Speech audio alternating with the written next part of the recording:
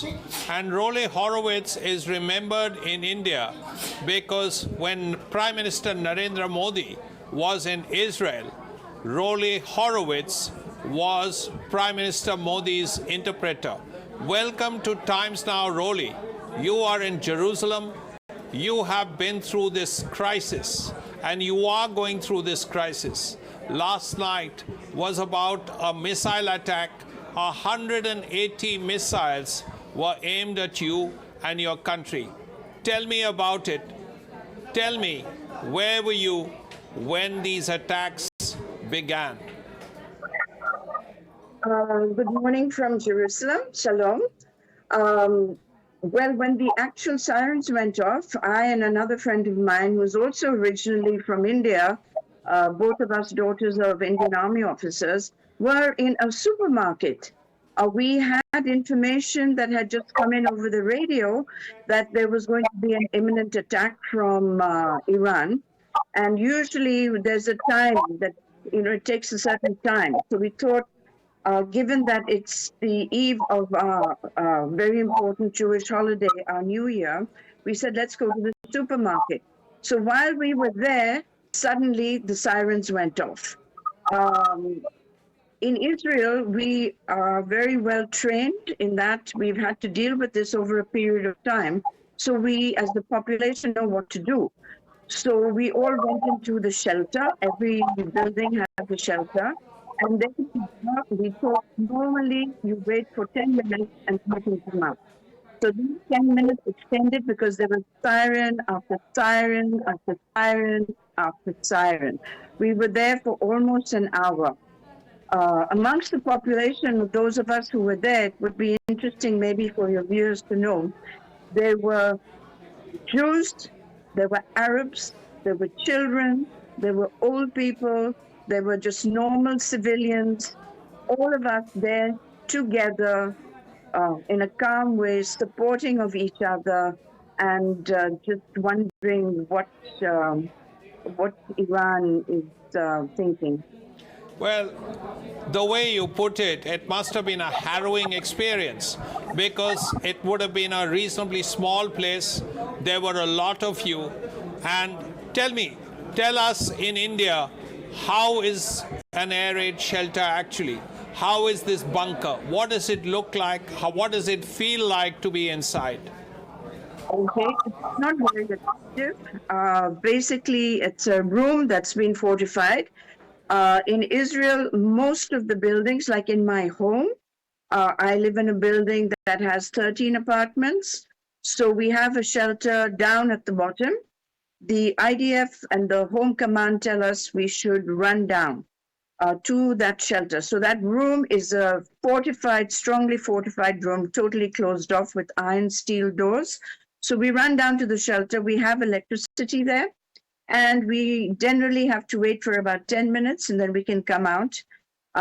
That's the usual. It's not a very attractive room. In the case of the supermarket, there was not just the supermarket, there are other shops around there in a big space, like a small mall. So you run down to the shelter, which is like a staircase. It's basically a staircase going down. And there'll be, a few hundred people there at that time, because it was the busiest time of the evening. And you've got children over there, you've got elderly. What happens to a situation when there's somebody in a wheelchair or a lady with 3 or 4 children? These are things that people on the outside don't realize. The decisions and the timing. Jerusalem in all of Israel has the most time to take cover, and that is 90 seconds. People in Tel Aviv have 60 seconds, and people on the borders have 15 seconds. So just imagine if you are a mother with 3 children driving in a car and you've got a siren, what is your situation? People don't realize the human situation of what the Israelis go through. Yes, it's a harrowing experience, clearly. And 180 ballistic missiles is serious business. It's a serious threat. It's a serious danger to you and your country. But how are the people of Israel facing this? Because you've had attacks from the Hezbollah. and that's mostly in northern Israel. But this was spread all over Israel. It was on the eve of Rosh Hashanah, your New Year's, and a festival time, and suddenly you had 180 unexpected guests, literally, quote unquote, ballistic missiles aimed at you from Iran. It must be a difficult time, and clearly, what is the feeling like? What is morale like? Okay, I have to say, Israel is a traumatized country as of the 7th of October 2023. I think it's very important not to forget that date. 2023, where we were absolutely shocked and surprised and really very, very disturbing of the attack by Hamas. The day after that, on the 8th of October 2023, Hezbollah started firing rockets. I don't think the world media covers the Israeli side of this war that's been going on for almost a year. There have been more than 8,000 rockets sent to Israel by Hezbollah from Lebanon. Israel has no fight with the country of Lebanon. We've never had a fight with the country of Lebanon, with the government of Lebanon. But Hezbollah, who has hijacked Lebanon, I would say, has an issue, as does Iran, with the very existence of the state of Israel and the people of Israel. The world maybe doesn't realize that we are only 9 million people, 2 million of which are Arabs. So when they target us, I don't think the missiles of Iran or the missiles of Hezbollah or of Hamas have Jew only written on them. They target the entire nation.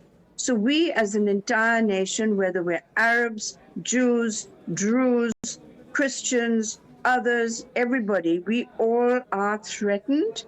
And when you have a situation where the leaders of a large country like Iran can get up at the United Nations and make statements that it wishes to annihilate another state, and no one else walks out of that UN meeting when Iran makes statements like that, that's very frightening for Israel. And we just wonder where the rest of the world is, where is the balance? Israel is a tiny, tiny country, about 1/3 the population of the size of Delhi and the size of Mizoram. We're a very, very tiny country, and we are being bullied by Iran, by Hezbollah, by Hamas, the Palestinians, and all the others who are now ganging up on us. So we are traumatized, but we're very resilient. What Israel has done as a nation is that it disproportionately looks after its population. Whether it be our military, we have Iron Dome, so the Israelis feel very confident that their government, that their IDF, the Israel Defense Forces, are protecting us because we are aware of the neighborhood we're living in. We are aware that these people mean what they say when they say they want to annihilate Israel. So we protect ourselves. The fact that the government provides shelters, the fact that every bus stop in the cities and kibbutzim around Gaza have bus stops are shelters. Every home has a shelter. Every school has a shelter. Every hospital is sheltered. That is disproportionate in the care that the government takes over its citizens in Israel, whereas we don't see that same responsibility on the other side. Well, it's been a very difficult time for you, Roley, and everybody in Israel, and it could well go on for a lot longer. But thank you very much for speaking with us, and best of luck to you, and stay strong. May I just say one thing, please? Yes. May I add one thing? Yes, certainly, Roley. Please go ahead.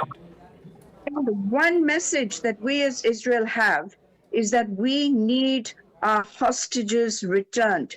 Kafir Bibas was 9 months old.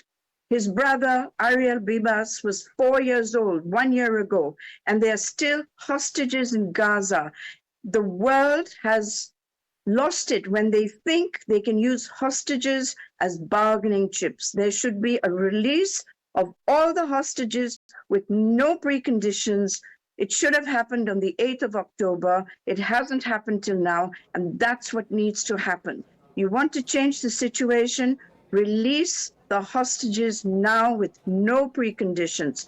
It's an absolute outrage that the world thinks it's okay to bargain with the lives of these little children and the civilian population that were taken on the 7th of October, 2023. Thank you very much, Roley, and we'll all remember what you have said. All right, so you heard